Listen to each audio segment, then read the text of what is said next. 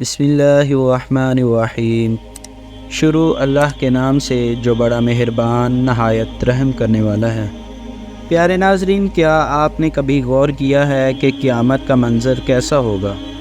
وہ قیامت جس کا آنا طے ہے، جس کے آنے کی خبر اللہ کے آخری نبی حضرت محمد مصطفیٰ صلی اللہ تعالیٰ علیہ وآلہ وسلم دے چکے ہیں۔ کیا آپ نے کبھی غور کیا ہے کہ وہ منظر کیسا ہوگا؟ قیامت کی شام کیسی ہوگی؟ پیارے ناظرین، آج ہم قرآن و حدیث کی روشنی میں قیامت کا نقشہ کھینچنے کی کوشش کریں گے۔ دعا ہے کہ اللہ پاک ہمیں اس خوفناک دن کی تیاری کرنے کی توفیق عطا فرمائے۔ ایک ایسی ہی عام دن کی طرح گرم یا سرد دوپہر ہوگی، پتہ نہیں وہ گرمی کا تپتا ہوا سورج ہوگا یا سردی کا ٹھنڈا کپ کپاتا ہوا سورج ہوگا۔ شام حسب معمول ڈھلے گی اور دن کو الوداع کہے گی۔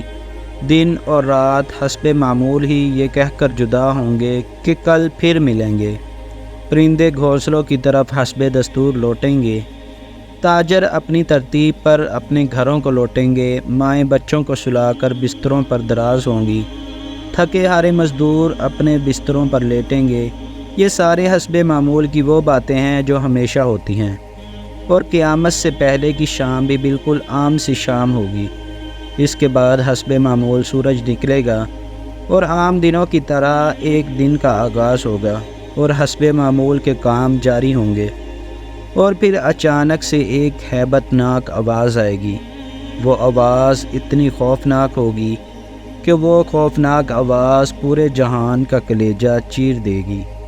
انسان کا کلیجہ تو ہے ہی چھوٹا سا، قرآن کے مطابق وہ آواز اتنی ہیبت ناک ہوگی کہ اس آواز کو سن کر زمین و آسمان کے کلیجے پھٹ جائیں گے، پہاڑوں کے بہتے ہوئے چشمے خشک ہو جائیں گے، ماؤں کے ہاتھوں سے وہ نوالے گر جائیں گے جو وہ اپنے بچوں کو کھلا رہی ہوں گی۔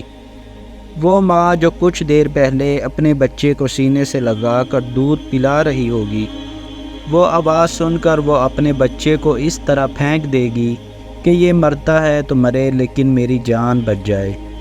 لیکن اس دن کوئی نہیں بچے گا، صرف اللہ پاک کی ذات باقی رہے گی۔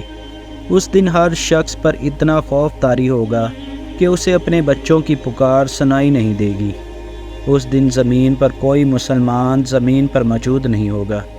یہ اللہ پاک کا بہت شکر ہے کہ قیامت کا دن کافروں کے لیے ہوگا۔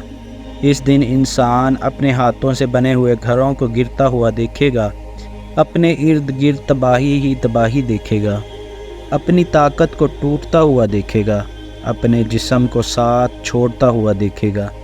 جب وہ دن آئے گا کوئی بھاگ نہ سکے گا، کوئی کسی جگہ چھپ نہ سکے گا، کوئی موت سے بچ نہ سکے گا۔ وہ دن موت کا دن ہوگا۔ اس دن پورے جہان کی موت ہوگی، ساتوں آسمانوں کی موت ہوگی۔ اس دن فرشتے بھی موت کا ذائقہ چکھیں گے۔ اس دن اللہ کے خاص فرشتے بھی موت سے بچ نہ سکیں گے۔ حضرت جبرائیل علیہ السلام، حضرت میکائیل علیہ السلام، حضرت اسرافیل علیہ السلام، وہ بھی اس ہیبت ناک دن سے بچ نہ سکیں گے۔ عرش کے فرشتے بھی موت سے بچ نہ سکیں گے۔ اور پھر اس ہیبت ناک منظر کے بعد ایک ایسا سناٹا چھائے گا، پھر ایک عجیب منظر ہوگا، ایک ہیبت ہوگی، جلال ہوگا، سناٹا ہوگا۔ اوپر اللہ ہوگا اور نیچے حضرت اسرافیل علیہ السلام ہوں گے، جن کی ٹانگیں ایک بکری کے بچے کی طرح کانپ رہی ہوں گی، اور اللہ پاک شان سے کہہ رہا ہوگا کہ کون باقی ہے۔ حضرت اسرافیل علیہ السلام کہیں گے کہ یا اللہ، اوپر تیری لافانی ذات باقی ہے اور نیچے تیرا عبد اسرافیل باقی ہے۔ پھر اللہ پاک کی ہیبت ناک آواز آئے گی کہ تو بھی مر جا میرے اسی امر کے ساتھ جس امر سے میں نے تجھے پیدا کیا۔ پھر سب کو موت کی وادی میں دھکیل کر اللہ پاک پکارے گا کہ ہے کوئی میرا شریک تو سامنے آئے، لیکن اس دن کوئی آواز نہیں ہوگی۔ اس دن صرف اللہ پاک کی ذات ہی باقی ہوگی جو کہ وحدہ لا شریک ہے۔ پیارے ناظرین، یہ ہے وہ دن جس کا آنا طے ہے۔ یہ ہے وہ دن جس کے لیے ہم دنیا میں آئے ہیں۔ اس دن اللہ پاک کی ذات کے علاوہ کچھ بھی باقی نہ ہوگا۔ اس دن پورا جہان ٹوٹ چکا ہوگا۔